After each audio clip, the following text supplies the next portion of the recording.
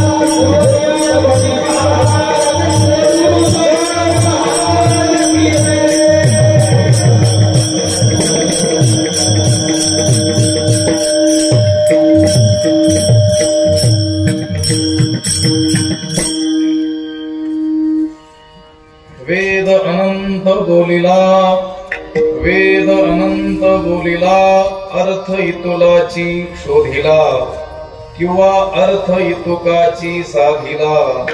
विठोबासी शरण जावे, निजनिष्ठा नाम गावे. सकळ शास्त्रांचा विचार, अंती इतुलाची निर्धार. विठोबासी शरण जावे, निजनिष्ठा नाम गावे. 18 पुराणी सिद्धांत, 18 पुराणी सिद्धांत, तुका म्हणे हाची हेत. विठोबासी शरण जावे, निजनिष्ठा नाम गावे. विठ्ठल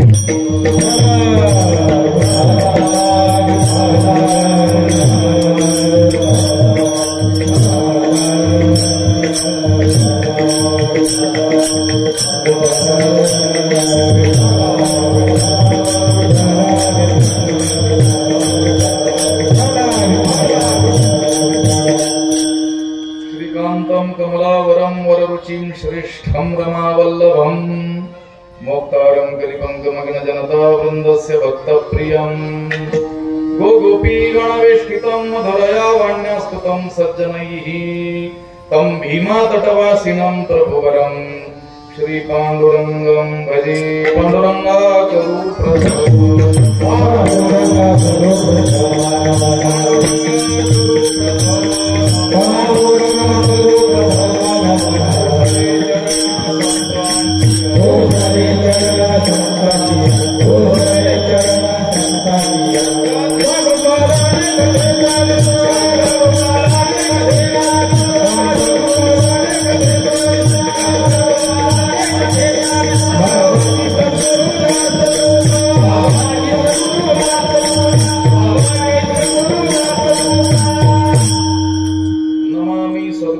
शांतं सच्चिदानंद विग्रहं पूर्ण ब्रह्म परानंद मीशमालंदी वल्लभं.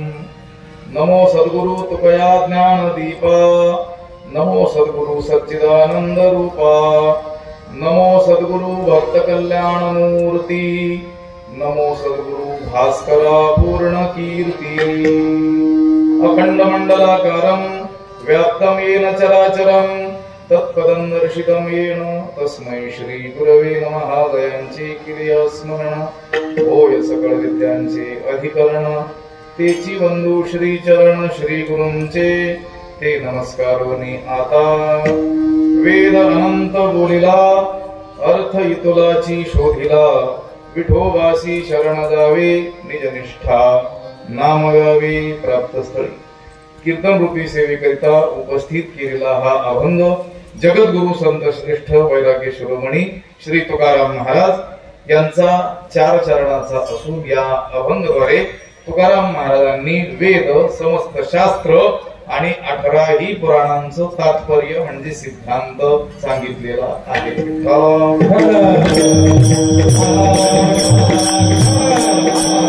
या क्षेत्र असलेल्या रंजनगाव देवी या गावी ही जी नैमित्तिक सेवा प्रतिवर्षी नागपंचमी उत्सवानिमित्तानं होते आहे, गेल्या वर्षीपासून ही सेवा माझ्याकडे आलेली आहे. गेल्या वर्षी देखील आपण याच ठिकाणी या दिवशी कीर्तन केलं होतं आणि आजही ही सेवा माझ्याकडे आलेली आहे.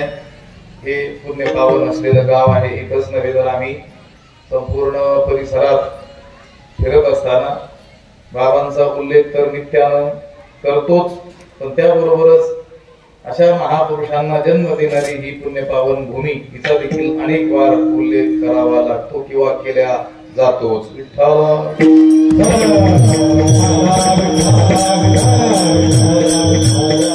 सद्गुरु वैकुंठवासी बंसी बाबांची ही जन्मभूमी आहे. त्याचप्रमाणे वैकुंठवासी गुरुवर्य गोविंद बाबांची ही कर्मभूमी आहे. अशा महापुरुषांना जन्म देणारी ही भूमी असल्यामुळे पवित्र ते कुळ पावन तो देश जेथे हरीचे दास जन्म घेती. हरीचे दास ज्या ठिकाणी जन्माला येतात ते कुळही पवित्र आहे, तो देशही पावन आहे. अगोदरच पावन असतो म्हणून जन्म घेतात, अगोदरच ते कुळ पवित्र असतं म्हणून जन्म घेतात असं म्हणा, किंवा त्यांच्या जन्माला येण्यानं ते कुळ पावन झालेला असतो, तो देश काय झालेला असतो, अधिकच पवित्र झालेला असतो.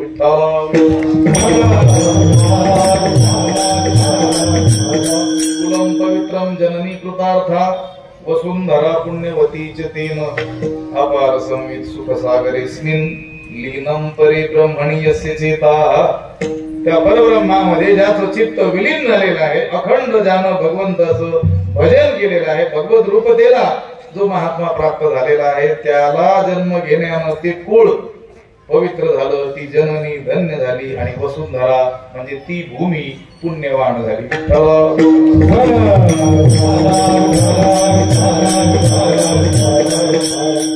सद्गुरु बंसी बाबांचं कार्य हे केवळ नेवासा तालुका किंवा हे परिसर जो आहे तेवढ्या पुरतं मर्यादित नाही आहे.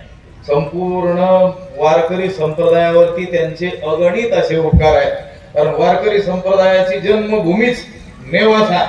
सर्वेश्वर महादेवाचं मंदिर, ज्याला आपण पैसखांब मंदिर म्हणतो, ते मंदिर, तो खांब, तो परिसर, ती भूमी म्हणजे वारकरी संप्रदायाचं मूळ पीठ आहे, वारकरी संप्रदायाचं उगम स्थान आहे. ज्ञानदेवी रचिला बाया उभारिले देवालया, कुठं रचिला पाया तिथं नेवासेतच रचिला. ज्ञानेश्वरी अमृतानुभव ग्रंथाच्या रचनेच्या रूपानं रचिला.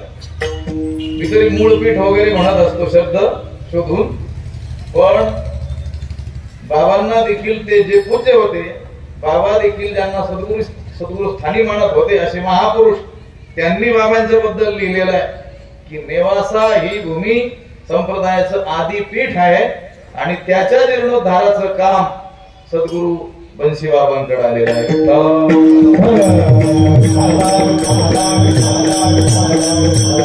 अशा महापुरुषाला अवतार घेण्याला भाग पाडणारी ही भूमी असल्यामुळे या भूमीला प्रथमतः आपण वंदन करूया. हा जो अभंग आहे, या अभंगामध्ये वेद, शास्त्र आणि पुराणांचं तात्पर्य तुकाराम महाराजांनी सांगितलं. वेदाला नेमकं काय म्हणायचे, वेदाचा मनुष्य मात्रासाठी नेमका काय संदेश आहे, शास्त्रांना देखील नेमकं काय सांगायचंय आणि पुराणांना देखील नेमका निरोप जीवाला काय द्यायचा आहे, ते या अभंगामध्ये तुकाराम महाराजांनी सांगितलं.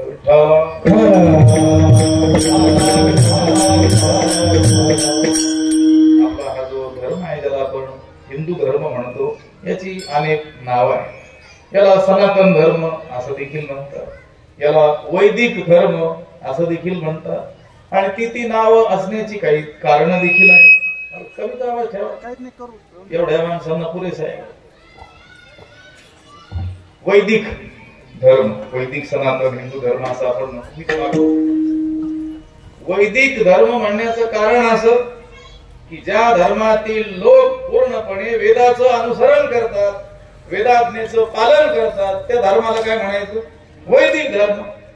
वेदाज्ञेचं पालन ज्या धर्मातील लोक करतात ते लोक कोण? वैदिक. आपला जो धर्म आहे, आपल्याला वेद सर्वस्वी काय आहेत? प्रमाण आहेत, असले पाहिजे. आता अलीकडच्या काळात काहीतरी अर्धशिक्षित तार्किक असे लोक वेदाला काय करतात? दूषण देत असतात. अरे जर वेदानं खरोखरच तुम्ही म्हणता त्याप्रमाणे विषमतेचा प्रचार केला असता तर संतांनी त्या वेदाला डोक्यावर कसं काय धारण केलं असतं?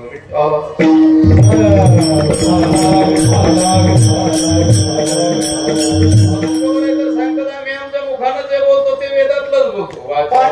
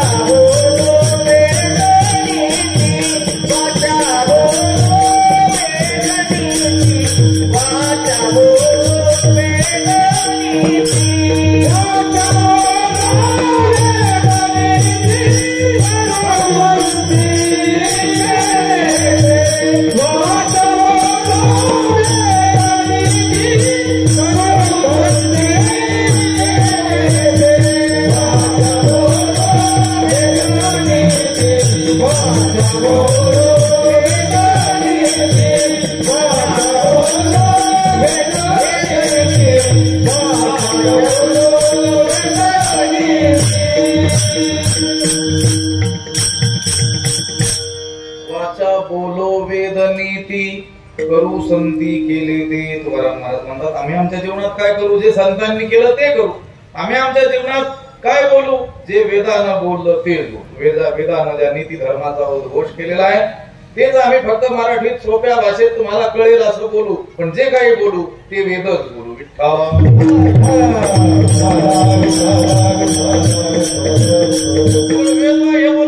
शिव्या घातल्या तुकोबारायांनी.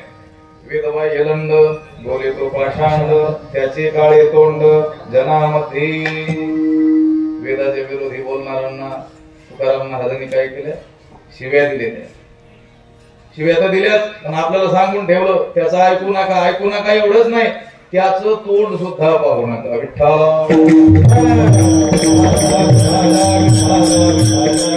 शास्त्र पुराण नाही ज्या प्रमाण, तयाचे वदन नाव लोका. ज्याला वेद प्रमाण नाही, शास्त्र प्रमाण नाही, ज्याला पुराण मान्य नाही, त्याचं तोंड सुद्धा पाहू नका. कारण त्याचे काळे तोंड. काळ तोंड कशाला पाहायचं त्याचं? जो बोलणार आहे ना, धर्माचा प्रचार करणारा जो आहे, कीर्तनकार जो आहे, प्रवचनकार, कथाकार जो आहे, त्याला आपल्या बोलण्याला प्रमाण देता आलं पाहिजे, आधार देता आला पाहिजे. आधारा वाचून काय सांगसी कहाणी. आधारच नाही. मला असं वाटतं, तू घरी जाऊन सांग ना. हे स्थान काय मला असं वाटतं असं म्हणण्याचं नाहीये. ते काय व्याख्यान थोडंच आहे. मला असं वाटतं. तुझं ऐकायला आलेलं नाही. तो माध्यम आहे. तुकोबारायांना काय वाटतं, ज्ञानोबारायांना काय वाटतं, नामदेवरायांनी, संत पुरुषांना काय वाटतं, शास्त्रकारांना काय वाटतं, हे तू शिकलेला आहे. हे तुझ्या मुखातून फक्त ऐकायचंय. तुला काय वाटतं हे ऐकायला लोक आलेले नाही. कोणी जर म्हटलं मला असं वाटतं कीर्तनात, असं म्हटलं कीर्तन करा, त्याला सांगायचं घरी जाऊन सांग. ते ही ऐकत असतील तरच सांग.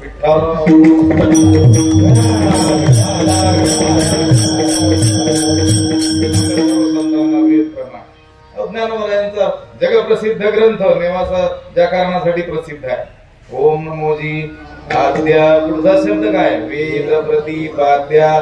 त्या परमात्म्याला ज्ञानोबारायांनी मंगल केलेलं आहे, वंदन केलेलं आहे. जो वेदाच्या प्रतिपादनाचा विषय आहे, वेदाने ज्या परमात्म्याचं दर्शन आपल्याला घडवलं, ज्ञानोबा म्हणतात मी त्याला नमन करतो. आपल्या सगळ्या संतांना वेद शास्त्र पुराण काय आहेत, प्रमाण आहे. तुकोबाराय म्हणतात की नाही, माझ्या बोलण्यावर विश्वास नसेल तर काय करा, पहावे पुराणी.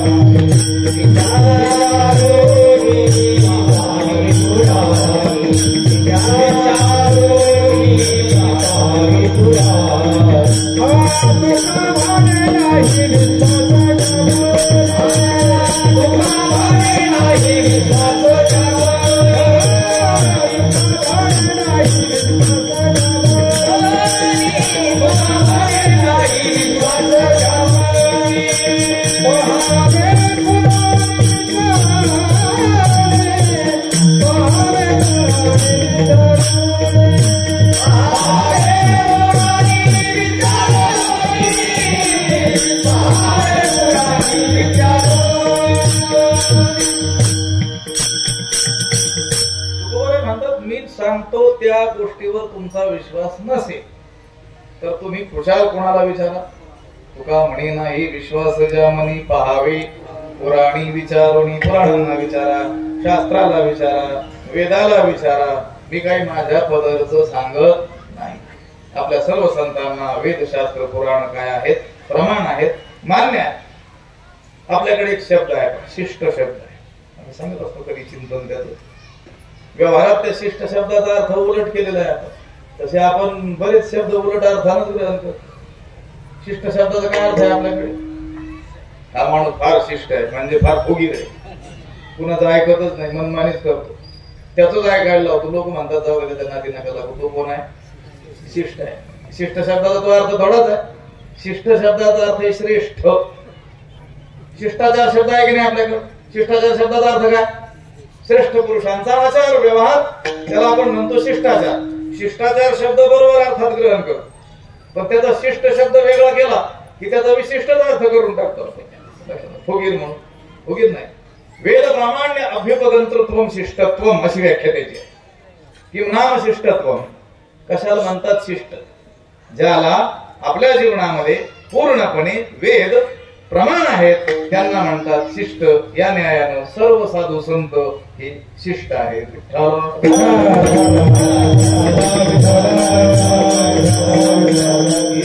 अंतरा शिष्टांचे अनुभव. शिष्ट म्हणजे श्रेष्ठ संत पुरुष. ते नेसविल्या विन पाहे शिष्टो जैसा जनावर आहे म्हणतात. शिष्ट म्हणजे चांगला सज्जन पुरुष. का मायवणी पापी उघडी केली विपाय ते नेसविल्या विन पाहे शिष्टो जैसा. शिष्ट म्हणजे श्रेष्ठ पुरुष. मला एवढंच सांगायचं, शिष्ट शब्दाची व्याख्या करत असताना शास्त्रकारांनी सांगितलं वेद प्रामाण्य अभ्युपगंतृत्वम. ज्याला पूर्णपणे वेद मान्य आहेत त्याला काय म्हणतात, शिष्ट. या न्यायाने आपले सर्व संत कोण आहेत, शिष्ट आहेत. कारण सगळ्या संतांना वेद शास्त्र पुराण मान्य आहे.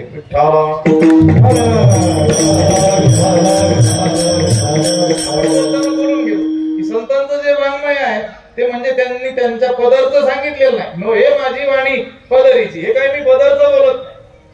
वेदाचा देवाचाच निरोप मी सांगतो. का म्हणे मग झाडीले निरोप, देवानं मला निरोप घेऊन पाठवलेला आहे. चमोगीताचे ही केले विवरण, अर्थ ही गहन करून या कंस वाङ्मय म्हणजे काय आहे, वेदच आहे. फक्त मराठी भाषेतला वेद आहे.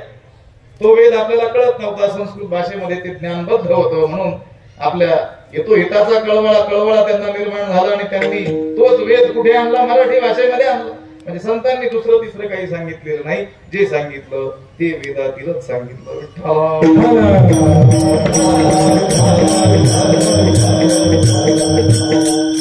आता वेद शास्त्र पुराण शब्दाच्या लांबलचक मोठमोठ्या व्याख्या शास्त्रकारांनी केलेल्या आहेत. त्या भानगडीत काय आपल्याला पडायचं नाही.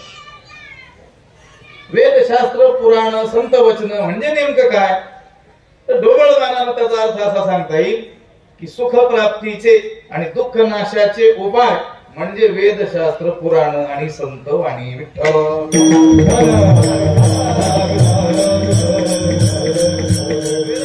तशी केलेली आहे. वेदो नाम वेद्यंते नाम ज्ञाप्यंते धर्मार्थ काम मोक्ष अनेन इति व्युत्पत्त्या चतुर्वर्ग ज्ञान साधन भूतो यो ग्रंथ विशेषः वेदा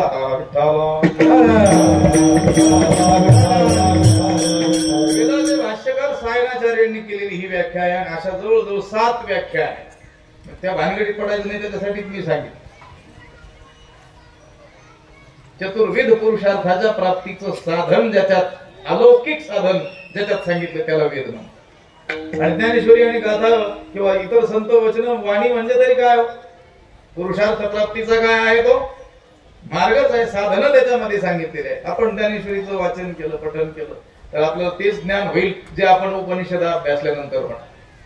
तुकाराम महाराजांच्या गाथेचा अभ्यास जर आपण केला विचार केला चिंतन केलं तर ते ज्ञान आपल्याला प्राप्त होईल जे वेदाचा अभ्यास केल्याने प्राप्त होणार. उलट वेदाच्या अभ्यासासाठी अख्खं आयुष्य घालावं लागेल किंवा ह्या जन्मातही होईल की नाही सांगता येणार नाही. पण आपल्या सगळ्यांना कळेल अशा भाषेमध्ये मराठी भाषेत वेद संतांनी आणलेला असल्यामुळं आपल्याला कळेल असे दृष्टांत व्यवहारातील उदाहरणं देऊन सिद्धांत सांगितलेला असल्यामुळं आपल्याला तात्काळ लवकर ज्ञान.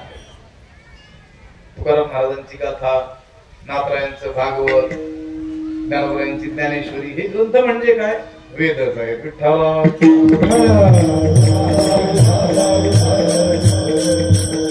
सुखप्राप्तीची साधनं आपल्या हाती असताना दुःखनाशाचे उपाय आपल्याला आपल्या भाषेत सांगितलेले असताना आपल्याला अभिलषित सुख का प्राप्त झालेलं नाही किंवा आपण भोगत असलेलं दुःख समूळ नष्ट झाल्याचा अनुभव प्रत्येकाला का आला नाही कारण आपला त्याच्यावर विश्वास नाही.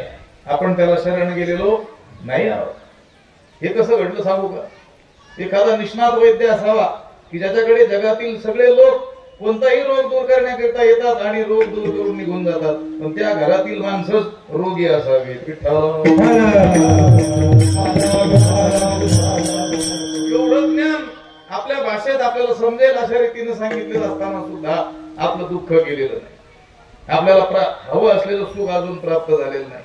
याचा अर्थ आपण त्या संतांनी सांगितलेल्या आज्ञेनुसार वागत नाही किंवा आजच्या भाषेत बोलायचं तर वेदाज्ञेनुसार वागत नाही, शास्त्राज्ञेनुसार आपलं जीवन जगत नाही. दुःख आहे की नाही प्रत्येकाला. इथं बसलेल्या आणि न बसलेल्या सगळ्यांनाच काय आहे दुःख प्राप्त आहे. प्रत्येकाला दुःख प्राप्त आहे. दुःख नाही असा माणूसच आपल्याला प्राणीच आपल्याला दाखवता येणार नाही. प्रत्येकाला काय प्राप्त आहे दुःख प्राप्त आहे. एवं ही शास्त्र विषय न जिज्ञासेत यदि दुःखम नाम जगती नस्या. भामतीकार वाचस्पती मिश्रांनी असं म्हटलेलं आहे की या जगामध्ये जर दुःख नावाची वस्तूच अस्तित्वात नसती तर कोणीही शास्त्राची जिज्ञासा केली नसती. कोणी भजन केलं नसतं, कीर्तन केलं नसतं. तुम्ही कीर्तनाला आले नसते ऐकायला आणि मी देखील करायला आलो नसतो. जर दुःख नसतं तर आपण ज्या अर्थी कीर्तन करतो आहोत त्या देवळांमध्ये एवढी गर्दी आहे, तीर्थाला एवढी गर्दी, याचा अर्थ दुःख आहे आणि या उपायाने दुःख जाईल अशी आशा आहे. म्हणजे दुःख प्रत्येकाला हे ठरलं. आता आपल्याला विचारलं तुम्हाला का दुःख का प्राप्त आहे तर अज्ञानामुळे आपण वेगवेगळी उत्तरं देऊ. इथं बसलेल्या प्रत्येकाला बाजूला नेऊन विचारलं तुला दुःख आहे का प्राप्त. हो आहे दुःख आहे. मग का दुःख प्राप्त आहे. कोणी सांगेल माझ्याकडे धन नाही, कोणी म्हणेल मला प्रतिष्ठा नाही, कोणी म्हणेल आरोग्य चांगलं नाही, कोणी म्हणेल हे सगळं चांगलं आहे पण शेजारीच चांगली नाही. काहीतरी कारण सांगेल. हे अज्ञानामुळे सांगेल. पण आपल्याला प्राप्त असलेल्या समूळ दुःखाचं एकमेव कारण काय असेल. आजच्या अभंगाच्या भाषेत अभंगाच्या संदर्भानं बोलत असताना एका वाक्यात उत्तर द्या असं मी म्हटलं की आपल्याला प्राप्त असलेल्या संपूर्ण दुःखाचं एकमेव कारण काय तर ते कारण असं सांगता येईल की आपण आपलं जीवन वेदानुसार जगत नाही.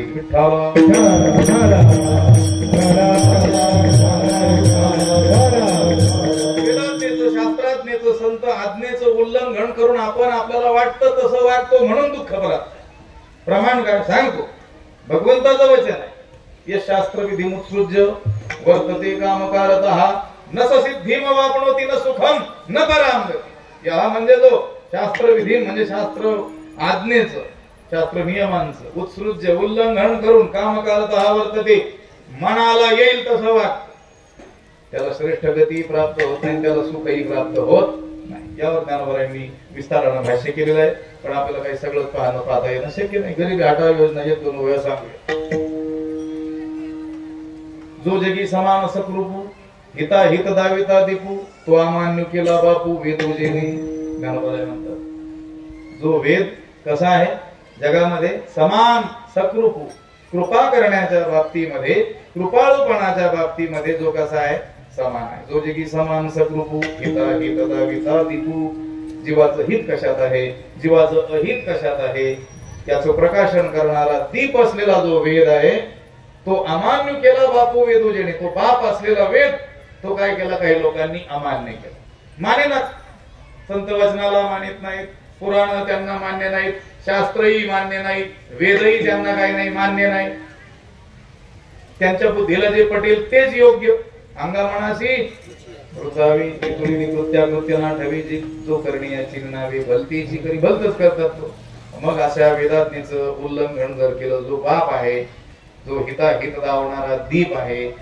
कृपा करण्याच्या बाबतीत जो समान आहे अशा वेदाला जर आपण नाकारलं तर काय प्राप्ती होईल एवं परत्रना स्वर्गू नाही काही विषय भोगू ते थुके होता प्रसंग मोक्षाचा तो त्यांना त्याच श्लोकावर बोलताना म्हणतात एवं अशा रीतीनं म्हणजे वेदाज्ञेचं उल्लंघन केलं वेद अमान्य केला त्या माणसाला काय प्राप्त होईल एवं परत्रना स्वर्गू त्याला पार लौकिक त्याचं कल्याण होणार नाही लोकांतराला तो जाणार नाही स्वर्गाला तो जाणार नाही तो म्हटला मला स्वर्ग परलोक मान्यच नाही काय सांगतो म्हटले मग तुला ऐहिक विषय भोगावेत एवढं तर वाटतं ना म्हटलं हो ज्ञानोबरांच्या त्या ओवीतील त्या चरणाला अधोरेखित करा अंडरलाईन करा ना ऐहिक ही विषय भोगू वेदाज्ञेचं उल्लंघन केल्यानं पारत्रिक कल्याण तर होणार नाहीच पण तुमचे सांसारिक भोग सुद्धा तुम्हाला नीट उपभोगता येणार नाही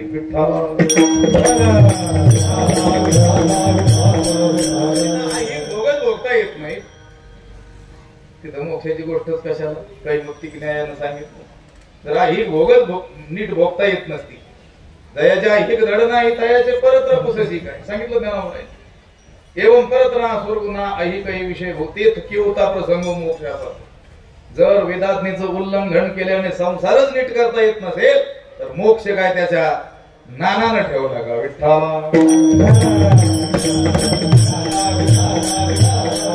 शास्त्राज्ञेचं उल्लंघन केल्याने एवढी हानी होते मग काय केलं पाहिजे त्याच्या पुढचं असलो लांब जायचंच नाही तिथेच करायचं तस्मात् शास्त्रम प्रमाणन्ते कार्याकार्य व्यवस्थित ज्ञात्वा शास्त्र विधानोक्तम कर्म कर्तुमी हा रसित तस्मात् म्हणून शास्त्रम प्रमाणन्ते काय प्रमाण मानलं पाहिजे शास्त्रच प्रमाण मानलं पाहिजे ज्या कारणे पै बापा दया ती आपली कृपा तेणे वेदाची निरोपा आनंद कीजे ज्ञानोबराय म्हणतात भगवंताच्या मुखात शब्द घातले ज्ञानोबराय या कारणे पै बापा हे बाप्पा अर्जुना ज्याला वाटतं आपल्यावर आत्मकृपा व्हावी आपलं आत्मकल्याण व्हावं आत्मदर्शन आपल्याला व्हावं या कारणे पै बापा दया ती आपली कृपा तेणे त्यानं काय करावं वेदाच्या निरोपान कीजे वेदाच्या निरोपाकडे काना डोळा करू नये कारण वेद म्हणजे दुसरं तिसरं काही नसून देवानं मनुष्याच्या कल्याणासाठी पाठवलेला निरोप आहे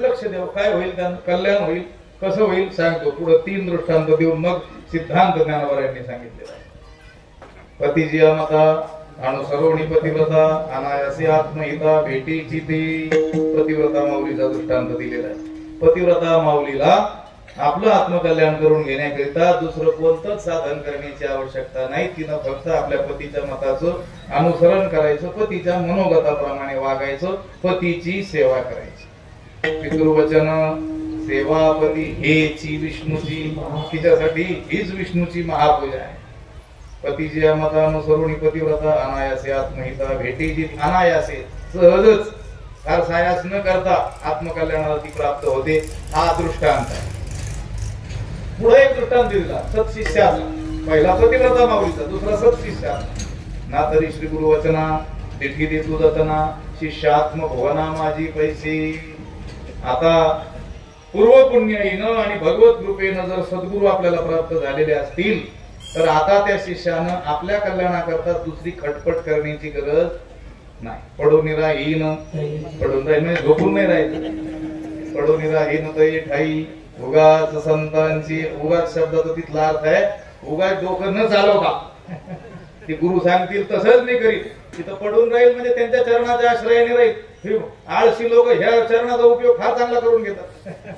येतात मंदिरातून झोपूनच राहतात. का झोपले? घरी झोप येत नव्हती का?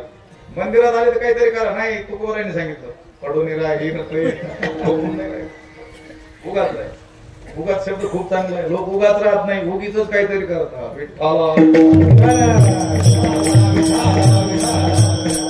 शिष्याचा दृष्टांत दिला ना. तरी श्री गुरु वचना तिथे देतो जाताना शिष्यात्मक होना माझी पैसे. श्री गुरूंच्या वचनाकडे त्या शिष्यानं दृष्टी ठेवावी. तेवढ्यानंच तो शिष्य आत्मसाम्राज्य भवनामध्ये काय होईल? प्रविष्ट होईल, त्याचं कल्याण होईल. हा दुसरा दृष्टांत. पहिला पतिव्रतेचा, दुसरा सत शिष्याचा. आणि ज्ञानवरायांना वाटलं पतिव्रतेचा आणि सत शिष्याचा दृष्टांत सगळ्यांनाच कळेल असं काही सांगता येत, कारण हे घटक सगळीकडेच असतील असं काही सांगता येत नाही. म्हणून सगळ्यांना कळेल असा दृष्टांत सांगू, मग सिद्धांत सांगूया. म्हणून ज्ञानवराय म्हणतात पुढे, हे असो म्हणजे या दोन वाव्या असो, कळाल्या ठीक, नाही कळाल्या हरकत नाही. हे असो आपला ठेवा, हाता हाती जरी यावा तरी आदरे जीवी दिवा पुढा की जे. प्रत्येकाला काय झालं? पाऊस आला सारखा पुढे विठ्ठला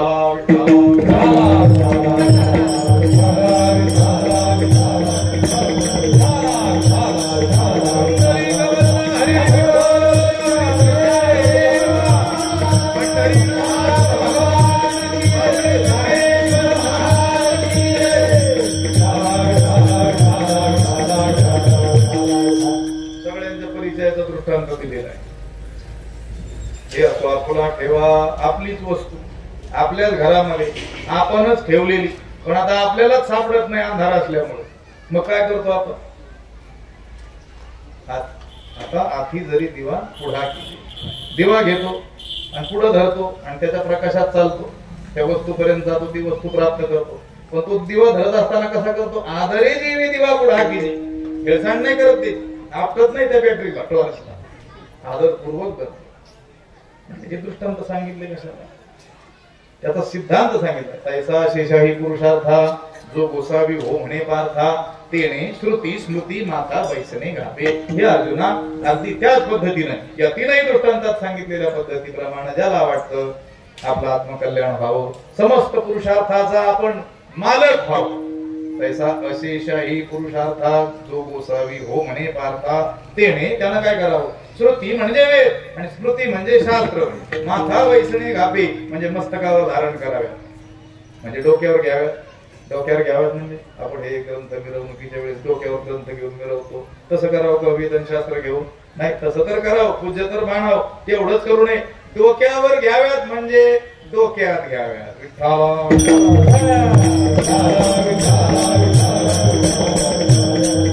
त्याच्यावर विश्वास ठेवावा. किती विश्वास ठेवावा? शास्त्र म्हणेल जे सांगावे. आज मी तिथल्या ओव्यातून हालत नसतोय, लक्षात आलं का? ओव्याने सांगावं काय खास सांगावं? कीर्तन का गाणे म्हणावे? नेवासा तालुक्यात कीर्तन आहे, बाबा नेवाशाहून आलेले, बरं बाबांच्या गावात कीर्तन आहे.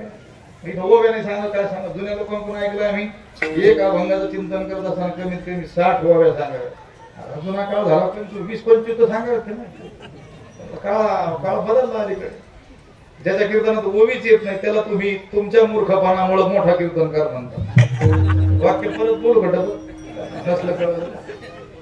ज्याच्या कीर्तनात एकही ओवी चुकूनही येत नाही त्याला तुम्ही तुमच्या मूर्खपणामुळे मोठा कीर्तनकार म्हणता.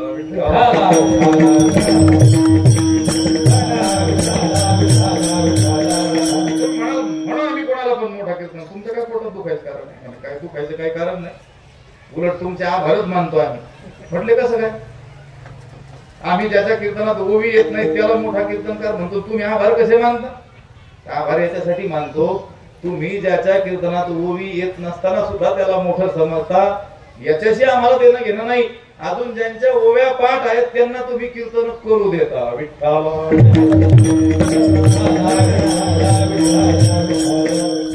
ठीक नाही तर जेवण काही जेवण आहे, जास्त त्रास नाही घ्यायचा. कीर्तन रोजच चालू, कुठं डोक्याला त्रास.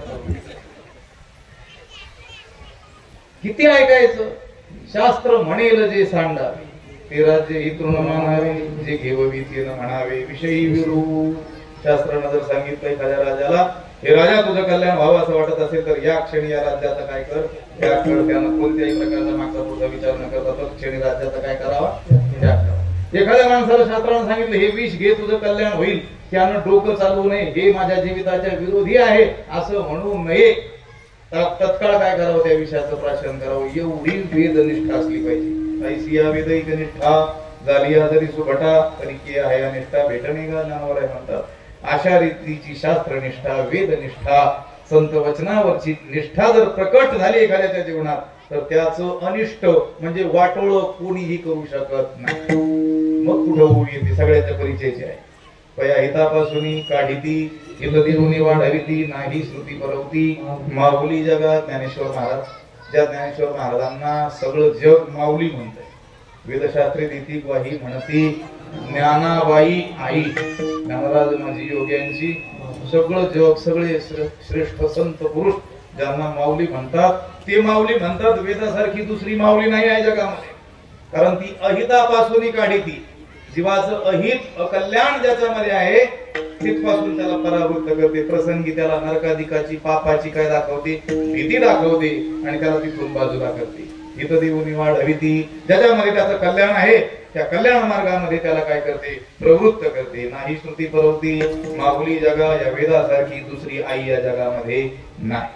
ज्ञानोबारायांनीच केवळ वेदाला आई म्हटलेलं आहे असं नाही.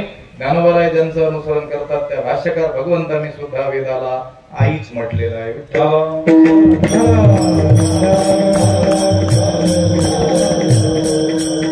वेद का आई आहे हे उदाहरण त्यांनी दिलेलं आहे. मोठा एक श्लोक आहे. सोमबालम रोदमानं चिरतर समयं शांतिमाने तुमग्री द्राक्षं खार्जुरमाम्रं सुखदलमध्वायुज्यत्यंबिकास्य तद्वच्चेतोति मूढो बहुजन भवान मौढ्य संस्कार योगात बोधोपायी रणेकी रवशमुपनिषद बोधयामास सम्यक शतश्लोकी नावाच्या ग्रंथामध्ये असलेला हा लांबलचक मोठा श्लोक आहे. त्याचा अर्थ एवढाच आहे की वेद ही समस्त जीवांची काय आहे, आई आहे. उदाहरण दिलं ज्याप्रमाणे आपली व्यवहारातील आई आपलं मूल रडायला लागल्यानंतर काहीतरी त्याला खाऊ देऊन काय करत असते, शांत करत असते. काय काय देते, द्राक्षम द्राक्ष देते, खाजुरम खजूर देते, आम्रम आंबे देते, सुखदलम चांगली केळी देते आणि त्याला काय करते, शांत करते. 2500 वर्ष झाले हा श्लोक रचलेला. मी म्हटलं आता जर रचण्याची वेळ आली असती तर आचार्यांनी लिहावं लागलं असतं.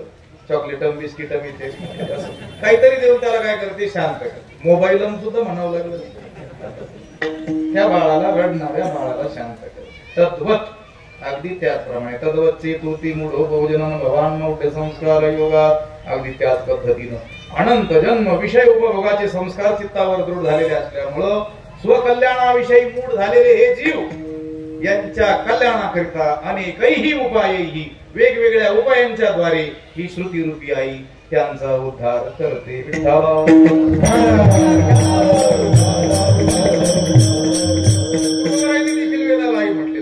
वेगळ्या रीतीने म्हटलेलं आहे. मातेची जो थाने फाडी तया जोडी कोण दे, वेदा निंदी तो चांडाळ, भ्रष्ट सुतकिया खळ. उदाहरण दिलं.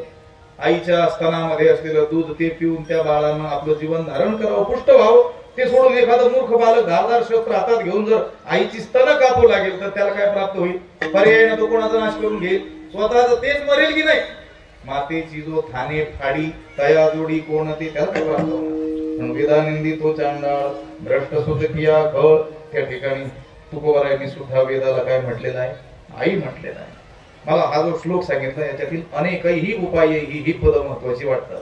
मग तो वेदरूपी आई या जीवरूपी बालकाचा उद्धार करण्याकरिता, या जीवरूपी बालकाचा अधिकार एक नसल्यामुळं वेगवेगळ्या माध्यमातून त्याचा उद्धार करण्याकरिता वेगवेगळं बोलते. विठ्ठल बाकी सर्व शास्त्र, बाकी सगळे ग्रंथ त्याचं कलेवर परिमाण, श्लोक संख्या आपल्याला सांगता येते, पण वेद किती बोलला हे काही सांगता येत नाही. अनंता वै वेदा, हा वेद किती बोलला म्हटले त्याचं मापच नाही, अंतच नाही, इतकं बोलला. ते बोलण्याचं कारण मी आपल्याला सांगितलं. कारण जीव अनंत आहेत, त्यांचा अधिकार प्रत्येकाचा काय आहे, वेगवेगळा. अधिकार ऐसा दाविला मार्ग, ज्याचा जसा अधिकार आहे तसा त्याला मार्ग दाखवायचा असल्यामुळं अनेक प्रकारे वेदाला बोलावं लागतं. पण जरी वेद अनंत रीतीनं बोललेला असला तरी अनंत बोलावं याच्यात त्याचं स्वारस्य नाही, याच्यात त्याचं तात्पर्य नाही. वेदानं शेतीचं सांगितलं, वेदानं चिकित्सा शास्त्र सांगितलं, वेदानं युद्ध कला, ज्याला 14 विद्या 64 कला आपण म्हणतो, ते सगळं सगळं सगळं वेदानं सांगितलं. म्हणजे वेद किती बोलला? अनंत बोलला. पण जरी अनंत बोललेला असला तरी त्याचा तात्पर्य अर्थ एवढासाच आहे. अभंगाचं पहिलंच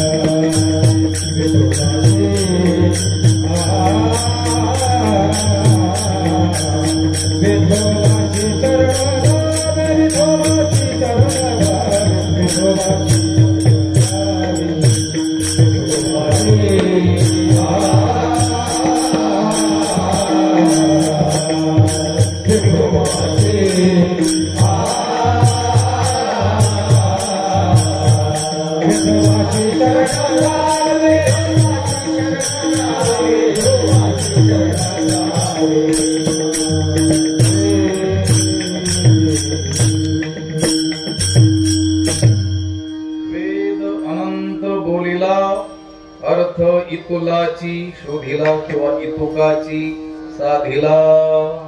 वेद जरी अनंत बोललेला असला, एकही विषय त्यानं बोलण्याचा सोडलेला नसला. वेदू काय काय न बोले, त्याला मला अमृतानुभवामध्ये म्हणतात. वेद काय काय बोलणार नाही, सगळं बोल, एकही विषय त्यानं सांगण्याचा सोडलेला नाही. अनंत बोललेला, त्याच्या बोलण्याला अंतच नाही. वेद अनंत बोलिला, ते अनंत बोलावं अशी त्याची इच्छा नाही आहे. अनंत बोलण्यात त्याचं तात्पर्य नाही आहे, त्याला स्वारस्य नाही आहे एवढंच बोललं पाहिजे म्हणून त्याला बोलावं लागतं. हे पाहता, ह्या अभंगाचं चिंतन करत असताना आरंभाला मी विषय वाक्य काय बोललो? जगद्गुरु तुकाराम महाराजांचा हा 4 चरणांचा अभंग असून या अभंगामध्ये तुकाराम महाराजांनी वेदशास्त्र आणि पुराणांचं तात्पर्य सांगितलं. एका वाक्यात सांगितलं की 4 चरणाचा काय, 6 चरणाचा जरी अभंग असता तरी विषय वाक्य 100 चरणाचा अभंग घेतला आणि त्याचा माझा जर अभ्यास असेल, तुम्ही सांगितलं या अभंगात काय आहे, तरी मी त्याचं तात्पर्य किती वाक्यात सांगितलं? 1 वाक्य. समोर अख्खा ग्रंथ ठेवला आणि त्या ग्रंथाचं माझं अध्ययन चांगल्या रीतीने झालेलं असेल, तुम्ही विचारलं या ग्रंथात नेमकं काय आलं, किती वाक्यात सांगेल? 1 वाक्यात. अर्थ इतुलाची शोधिला, जरी वेद अनंत बोललेला असला तरी त्याचा तात्पर्य अर्थ त्याला एवढंच सांगायचं. आता 2 तास कीर्तन जे करायचंय कशासाठी? ते विषय वाक्य स्पष्ट करायसाठी. कशा रीतीनं तुकाराम महाराजांनी या अभंगात वेदशास्त्र आणि पुराणांचं तात्पर्य सांगितलं. तेवढं सांगण्याकरिता 2 तास काय करावं लागतोय? विस्तार करावा लागतो. 2 तास बोलण्याची इच्छा आहे का? नाही आहे. ते वाक्य पटवून देण्याकरिता बोलावं लागतंय वेगवेगळे दृष्टांत देऊन. हे पहा, ग्रंथाध्ययनाची पद्धत आहे, शास्त्रीय पद्धत, षड्लिंग पूर्वक ज्याला अध्ययन म्हणतात. उपक्रमोपसंहारो अभ्यासपूर्वता फलम अर्थवादोपपत्तिश्च लिंगं तात्पर्य निर्णयी. ग्रंथाच्या तात्पर्य निश्चयाची ही 6 लिंग सांगितलेली आहे आणि षड्लिंग पूर्वक अध्ययन केल्यानंतर मग सांगता येतं या ग्रंथात नेमकं हेच सांगितलं. वेद अनंत रीतीनं बोलला पण त्याचा तात्पर्य अर्थ एवढाच आहे. म्हणजे कसं काय असं असू शकतो? एवढा मोठं बोलण्याचा तात्पर्य अर्थ एवढाचा कसा असू शकतो? असू शकतो. 2-3 उदाहरण सांगेल मी गरीब आठवले. भगवद्गीता आहे, किती अध्याय आहेत? 18. किती श्लोक आहेत सगळे? 700. 18 अध्याय आहेत, 700 श्लोक आहेत. प्रत्येक अध्यायाची नावं काय आहेत? वेगवेगळी आहेत. पहिला अध्याय त्याचा अर्जुनाला मोह झाला, खेद झाला, दुःख व्यक्त करतो, अर्जुन विषाद योग. दुसऱ्या अध्यायात ज्ञान चर्चाच केली केवळ म्हणून सांख्ययोग, तिची केवळ कर्म प्रतिष्ठिले. तिसऱ्या अध्यायात केवळ कर्माची प्रतिष्ठापना केली. कर्मयोग 12वा, भक्ती योग, वेगवेगळी काय आहेत नाव आहे. मला सांगा, भगवंतानं या गीतेमध्ये 18 अध्यायात कमीत कमी किती विषय सांगितलेले असले पाहिजेत? कमीत 700 श्लोकात, प्रत्येक श्लोकात एक विषय. 700 नका का सांगे ना, पण अध्याय गणित एक असं प्रत्येक अध्यायात एक असं 18 अध्यायात किती विषय सांगितले असले पाहिजे? 18 तर सांगितलेले असले पाहिजेत की नाही कमीत. पण एक जण उठला म्हटला की जरी गीतेमध्ये 700 श्लोक असले, 18 अध्याय असले, त्या अध्यायांची नावं वेगवेगळी असली, तरी देवानं एकच गोष्ट सांगितली. पटतंय का तुम्हाला? 18 अध्यायात नाही 700 गोष्टी सांगितल्या, नाही 100 सांगितल्या, कमीत कमी 18 तर सांगितलेल्या असाव्यात. पण कोणीतरी सांगितलं की सगळ्या 18 अध्याय मिळून 700 श्लोक मिळून एकच गोष्ट सांगितली. पटतंय का आपल्याला? नाही. किंवा हो म्हणण्याच्या पूर्वी मला विचारा, कोणी सांगितलं? कोणी सांगितलं? संत श्रेष्ठ ज्ञानेश्वर महाराजांनी सांगितलं. म्हटले बरं झालं आपण काही बोललोच नाही. हो नाही म्हटलं नाही. ज्ञानोबांनी गीतेचं तात्पर्य सांगितलं 1-2 शब्दात. 700 श्लोक, 18 अध्यायांचे देख, जे देव बोलिले एक, तुझे नाही विठ्ठल.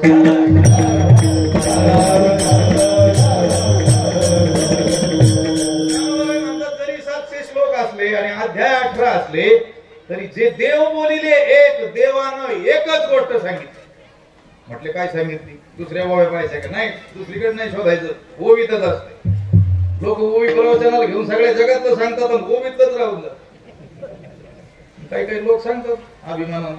आमचे बाबा प्रवचनाला बसलेले असताना ज्ञानेश्वरीवर तासभर बोलतात, ज्ञानेश्वरीकडे पाहतच नाही. म्हटलं पाहिल कसं, सांगतच नाही.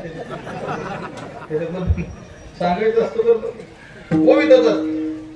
कुठे 700 श्लोक, 18 अध्यायांचे देख, जे देव बोलिले एक. 700 श्लोकात 18 अध्यायात देवानं एकच गोष्ट सांगितली. कोणती? 3.5 चरणाचा अर्ध चरण. तुझे नाही, द्वैत नाही, जीव परमात्म्यात भेद नाही, ही एकच गोष्ट 18 अध्यायाने 700 श्लोकात सांगितली. विठ्ठल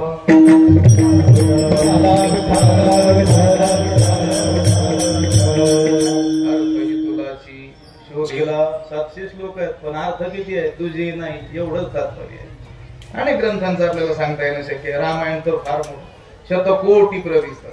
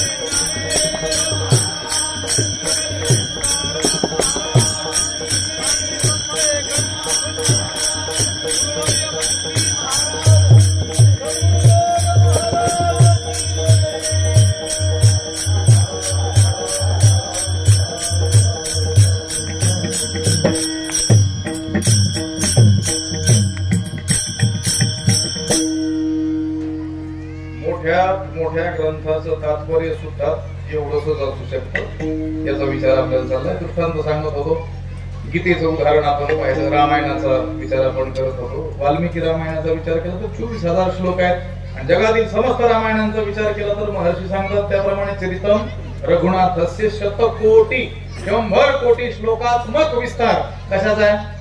रामायणाचा. एवढं मोठं रामायण एका महापंडितानं त्याचं तात्पर्य एका श्लोकातच सांगितलं.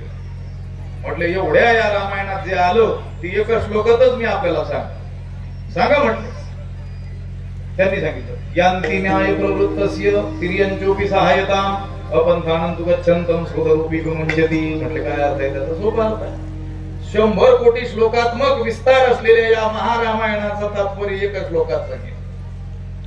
काय तात्पर्य आहे? यांती न्याय प्रवृत्तस्य तिर्यंचोपि सहायताम. त्यांनी सांगितलं न्याय्य मार्गाने जर तुम्ही जाल, नीतीच्या सत्याच्या धर्माच्या मार्गाने जर तुम्ही जाल तर तिर्यंचोपि सहायताम, तिर्योग योनीतील पशु पक्षी सुद्धा तुम्हाला सहाय्य करतील. हे रामायणाचं तात्पर्य. पाहिलं की नाही आपण? प्रभू रामचंद्र सन्मार्गाने सत्याच्या धर्माच्या नीतीच्या मार्गाने चालले होते. त्यांना वानरांनी सुद्धा काय केली मदत. वानरा हाती लंका घेवविली म्हणे तुका राणीची पाले खायरा नेवाने करविले. लंकेश्वरा माकडांनी अस्वलांनी जटायू सारख्या पक्ष्यांनी काय केली मदत केली. हे रामायणाचं तात्पर्य की सत्य मार्गाने चाला, पशु पक्षी सुद्धा मदत करतील. म्हटलं अर्ध्या श्लोक झाला. अर्ध्या श्लोकाचा काय अर्थ आहे? अपंथानं तु गच्छन्तं सोदरूपी विमुञ्चति. अन्यायाच्या मार्गाने जर जाल तर सोदरूपी सखा भाऊ सुद्धा विमुञ्चति सोडून जाईल. विभीषण रावणाला सोडून गेला की त्याचा सखा भाऊ असून सुद्धा का तो अन्यायाच्या मार्गाने चाललेला होता. या दोनच गोष्टीमध्ये सगळ्या रामायणाचं तात्पर्य आहे.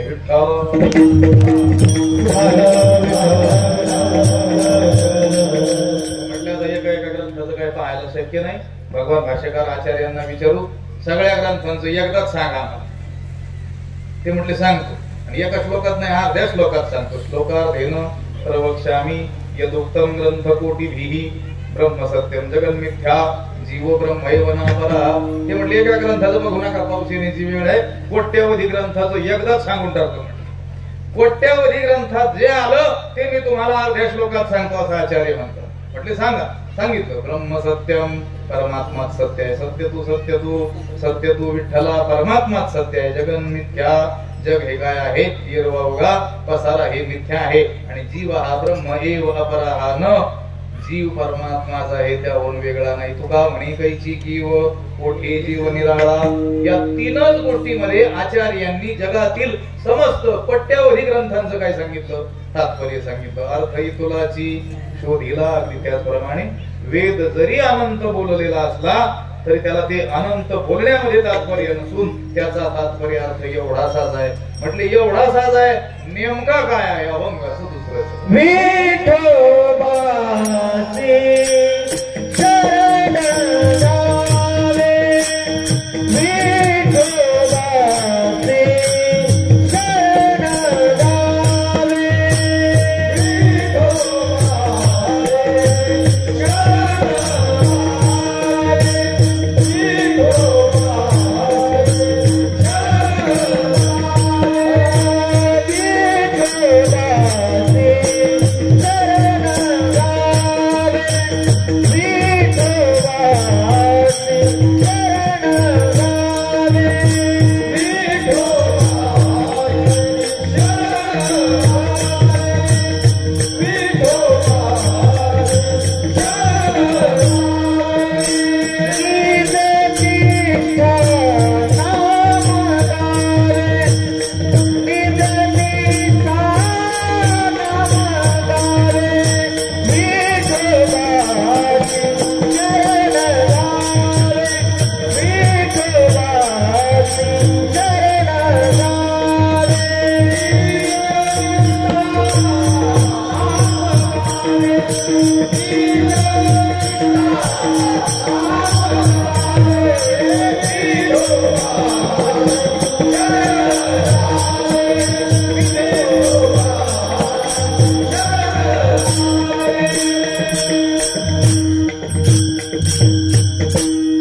विठोबाचे शरण जावे.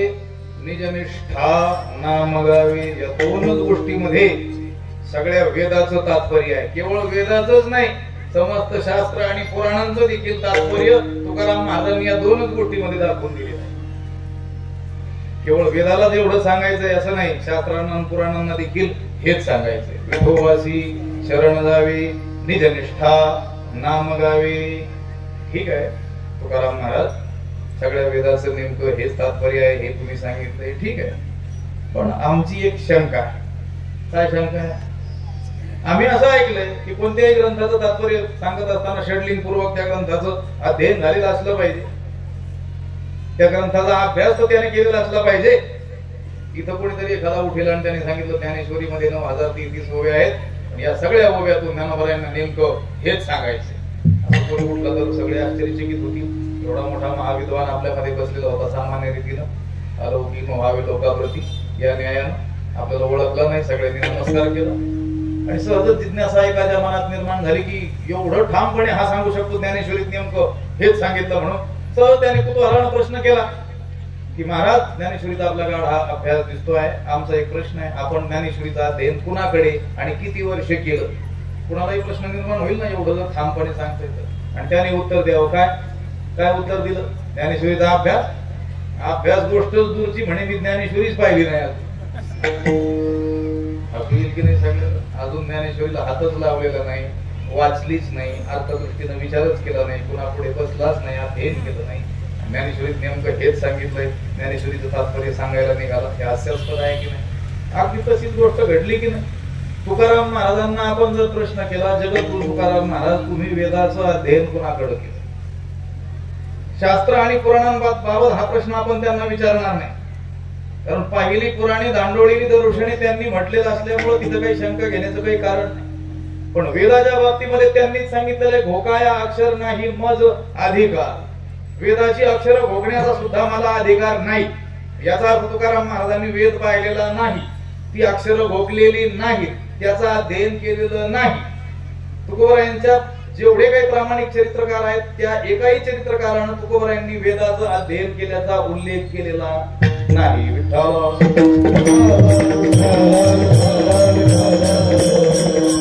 न हात लावता, न पाहता, न अभ्यासता सुद्धा तुम्ही तात्पर्य अर्थ कसा सांगू शकता? एका ठिकाणी तर त्या असं म्हणतात, वेदाचा तो अर्थ आम्हासीच ठावा, हिरण्य व्हावा भार माथा.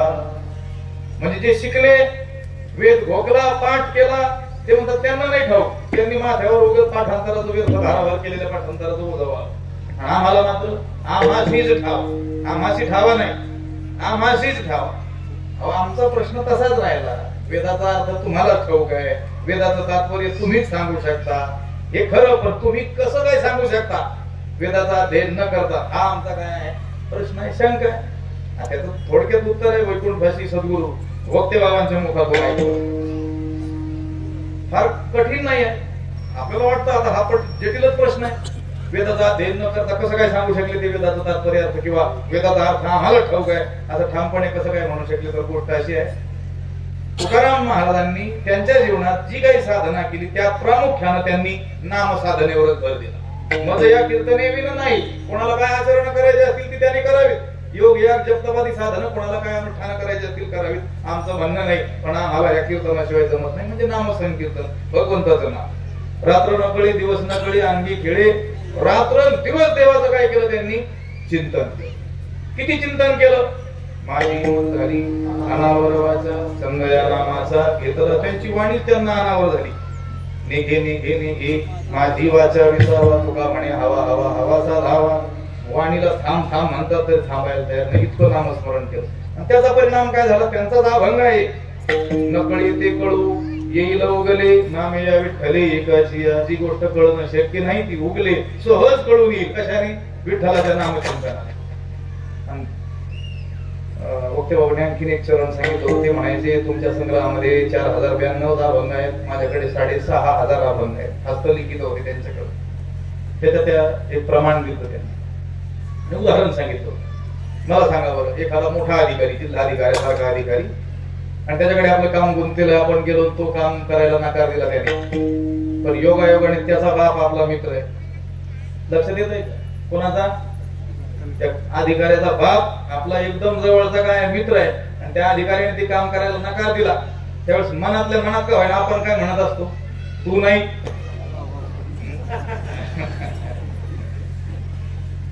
तू नको करू, तू नाही केलं तर तुला बाप. ते कळलं की नाही? पुढचं कळेल. तुकोबाराय म्हणतात, या वेदानं आम्हाला त्याच्या दारात देखील उभं केलं नाही, अक्षर भोगण्याचा अधिकार दिला नाही. वेद आम्हावरी रुसोनिया गेला, वेद आमच्यावर रुसला म्हटले, आम्हाला त्याने बाहेरच ठेवलं, वेदात देण्याचा अधिकार दिला नाही. मग तुम्ही काय केलं? वेद आम्हावरी रुसोनिया गेला, आम्ही त्याच्या बाला धरिले कंठी.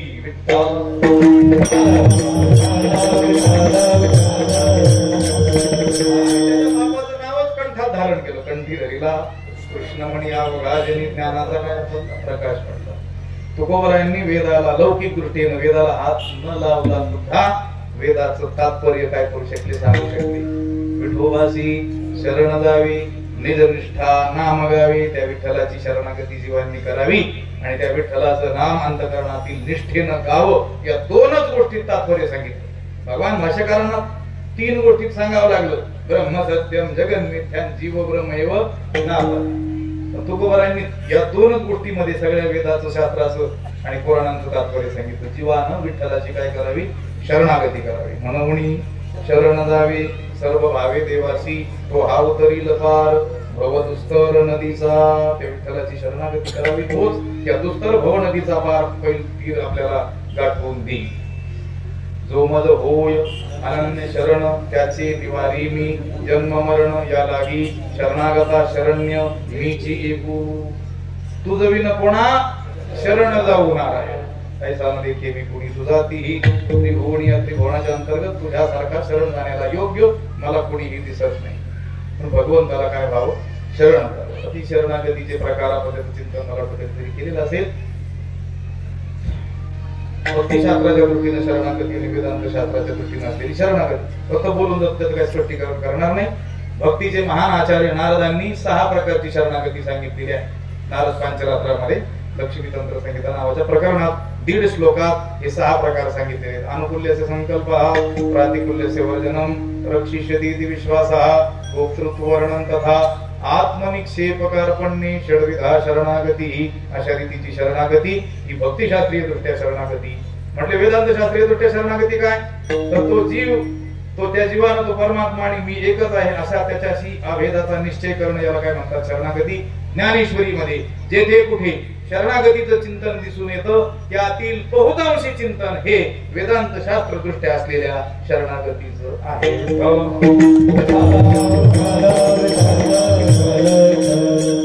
शरणं गच्छ सर्व भावेन भारत, तत्प्रसादात् परां शांतिं स्थानं प्राप्स्यसि शाश्वतं. तया अहं वाचा चित्त अंग देवनिया शरण रिघ, मोहदधिका गांग रिगाले जैसे. ज्याप्रमाणे गंगा नदी ही समुद्राला तुका म्हणे गंगा, सागर संगमी अवघ्या झाल्या उर्मी एकमय. त्या समुद्राशी एक रूप झालेली गंगा, आता तिला गंगा हे नाव राहत नाही, पूर्वीचं रूप राहत नाही, कुळ गोत्र नाम विवर्जित ती समुद्र रूप होऊन जाते.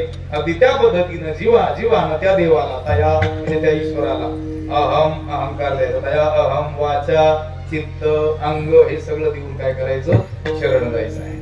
सर्व धर्मान परित्यज्य मामेकम शरणं व्रज, अहं त्वा सर्व पापेभ्यो मोक्षयिष्यामि मा शुचः. मोठा विस्तार त्याच्यावर ज्ञानोबरायांनी केलेला आहे. घटाची निनाशी गगनी गगन प्रवेशी, मद शरण गेली तैसे ऐक्य करी. वर्णमणी सोनया एक लोळ जैसा पाणिया, तैसा मद धनंजया शरण येतू. मद ही शरणरी घिजे आणि जीवत वेची अशी जे दिग बोली यानल जे प्रज्ञा केली, त्या परमेश्वराशी अभिन्न होणं, एक रूप होऊन जाणं, समरस होऊन जाणं, याला खरी शरणागती म्हणतात. अशी शरणागती जीवाने करावी असंच वेदाचं तात्पर्य आहे. विठोबासी शरण जावे आणि निजनिष्ठा नाम गावे. तिथं आता आपल्याला 2 चिंतन करता येणं शक्य आहे. त्या देवाशी एक रूप होऊन जाणं, रूप जी शरणागती आहे तिच्याकडे जाण्याचा हा मार्ग म्हणून सुद्धा निजनिष्ठा नाम गावे, किंवा भगवंताशी पूर्णपणे एक रूप झाल्यानंतर सुद्धा ज्ञान गिळो निघावा गोविंदुगा या न्यायानं देवाशी एक रूप झाल्यानंतर सुद्धा निजनिष्ठा नाम दोन्ही रीतीनं चिंतन करता येणं शक्य आहे. याच्यात सगळ्या वेदाचं तात्पर्य आहे. केवळ वेदाचंच नाही, सकळ शास्त्रांचा विचार, अंती तुलाची निर्धार, अंत तो गत्वा अंततः सगळ्या शास्त्राचा सुद्धा हाच विचार आहे. अंती शब्द महत्वाचा आहे. तसं तर शास्त्रकार भिन्न भिन्न बोलतात, तोंडेशी तोंडानं. त्याबरोबर म्हणतात कोणाचं तोंड कोणाशी जुळत नाही, सगळं वेगवेगळंच बोलतात. नाही को मुनीर यस्य मतं न भिन्न महाभारतात तर सांगितलं असा एक मुनी नाही, असा एक ऋषी नाही की ज्याचं मत भिन्न नाही. म्हणजे काय, सगळ्याची मतं काय आहेत, भिन्नच आहे. पण सुरुवातीला जरी ते भिन्न भिन्न बोलताना दिसत असले तरी अंती ही तुलाची निर्धार शेवटी ती सगळी एकच आहे. मी उदाहरण देत असतो का, आपली वेळ होऊन जाते पण उदाहरण लक्षात ठेवा. तुमच्या तर परिचयाच म्हणायचं ते लक्षात आलं. काही काही लोक असे असतात की ते त्यांच्याच घरातील माणसं सगळ्या पार्टीत उभे करत असतात. काय कारण, एकाच पार्टीतून राहावं नाही, कोणतंही निवडून आलं तरी सत्ता घरात राहावी म्हणून. एवढं लक्षात आलं. म्हणजे बाहेरून जरी भांडत असले तरी त्यांचं काय असतं, आतून ऐक्य असतं. एवढं तर लक्षात आलं. दिवसभर शिव्या देतात, भाषणात एकमेकांना संध्याकाळी एकत्रच जेवतात. एवढं तर कळालं. अगदी त्याच पद्धतीनं समस्त शास्त्रकारांचं आतून ऐक्य आहे. कारण ते शास्त्रकार म्हणजे कोणी भ्रांत नाहीत. नाही ते मनोयोग भ्रांत हा सर्वज्ञत्वात तेषा, मधुसूदनांनी सांगितलेलं आहे अद्वैत सिद्धीमध्ये. ते मुनी भ्रांत नाही, ते सर्वज्ञ परमेश्वराचे अंश आहेत. म्हटलं मग वेगवेगळं का बोलतात. अरे वेगवेगळ्या मताचे लोक, त्यांना कसं करून देवाकडे घेऊन जायचंय. लक्षात आलं. कुणाला ते सांख्य पटेल, कुणाला योग पटेल, कुणाला न्यायाची भाषा पटेल, कुणाला पूर्वमीमांसा पटेल, कोणाला हे नाही पटलं तर नास्तिक दर्शनकाराचं मत तरी पटेल. पण इथं सकळ शब्द आहे बरं का.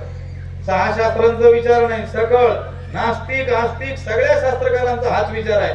जे सुरुवातीला देवाला शिव्या देतात, देव नाही असं म्हणतात, त्यांचं सुद्धा तात्पर्य आहे जीवन देवाची शरणागती. म्हटले कसं काय, ते आता 2 मिनिटात सांगायची गोष्ट आहे. त्याला एक कीर्तन करावं लागेल अख्खं. सगळं शब्द का घातला. जेवढे शास्त्रकार आहेत ते आतून एक आहे. त्यांचं ठरलेलं आहे या जीवांना काही करून विठ्ठलाकडे घेऊन जायचं. जे ज्या मताचे सापडतील त्या मताचा गठ्ठा करायचा आणि हळूच पुढे घेऊन जायचं, त्यांना पंढरपूरला देवाकडे घेऊन जायचं. अंती ही तुलाची निर्धार, त्या सगळ्यांचा अंततः हाच निर्धार आहे. विठोबाची शरण जावी, निजनिष्ठा नाम गावी. आणि ज्यांना वेदाची शास्त्राची भाषा सुद्धा कळत नाही त्यांच्याकरिता कथेच्या माध्यमातून ते तत्वज्ञान पुराणांच्या रूपानं जगासमोर मांडल्या गेलं. त्या पुराणांचा सुद्धा सिद्धांत हाच आहे शेवटचा सिद्धांत.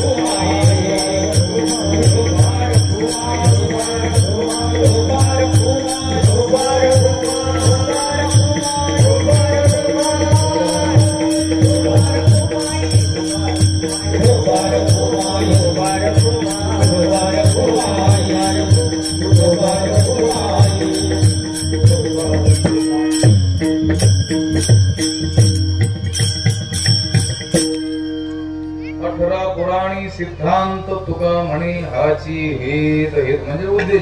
त्या 18 पुराणांचा सुद्धा उद्देश हाच आहे. त्या 18 पुराणांचा सिद्धांत सिद्ध अंत निष्कर्ष तात्पर्य देखील हेच आहे. त्या पुराणकारांना देखील वेगवेगळ्या कथानकांच्या माध्यमातून जीवांना हेच सांगायचंय की जीवांनी विठ्ठलाची शरणागती करावी आणि त्याचं नाव मोठ्या निष्ठेनं काय करावं गावं. ज्ञानोबांनी जणू काही या अभंगाला सूत्र रूपानं हरिपाठाच्या एका अभंगाच्या एका चरणात गुंफलेला आहे. चहुवेदी जाण साही शास्त्रीकरण 18 ही पुराणी हरीसी गाती. 4 वेद असो 6 शास्त्र असो किंवा 18 ही पुराण असो त्यांचा एकच विषय आहे हरीचं काय करणं गान करणं. वेदे रामायणी चैव पुराणे भारते तथा आदौ मध्ये तथा चांते हरी ही सर्वत्र गीयते किंवा गायिले पुराणी तुका म्हणे वेदवाणी. 18 पुराणी सिद्धांत तुका म्हणे हाची हेत विठोबाशी शरण जावे निजनिष्ठा नाम गावे. या जगद्गुरु तुकाराम महाराजांच्या अभंगामध्ये तुकोबरायांनी वेद समस्त शास्त्र आणि 18 ही पुराणांचं तात्पर्य म्हणजे नेमकं या वेदांना शास्त्रांना पुराणांना काय सांगायचे ते 2च रीतीने आपल्याला सांगितलं. जीवांनी विठ्ठलाची शरणागती करावी आणि त्या देवाचं नाव मोठ्या निष्ठेनं गावं. मग जर तुकाराम महाराजांसारख्या महापुरुषांनी संत पुरुषांनी संत श्रेष्ठांनी आपल्याला जर सांगितलं असेल तर आपण पुन्हा त्यांच्यावर अविश्वास दाखवण्याचं काही कारण नाही. बरं, ज्याला त्यांच्यावर विश्वास नसेल त्यांनी सांगून ठेवलं आमच्यावर विश्वासच ठेव असंही आमचं काय म्हणणं नाही. पुराणांना विचार, शास्त्राला विचार, वेदाला विचार. मी जे सांगितलं ते तिथलंच काय केलेलं आहे सांगितलेलं आहे. आपल्याकडे आहे का तेवढं आयुष्य?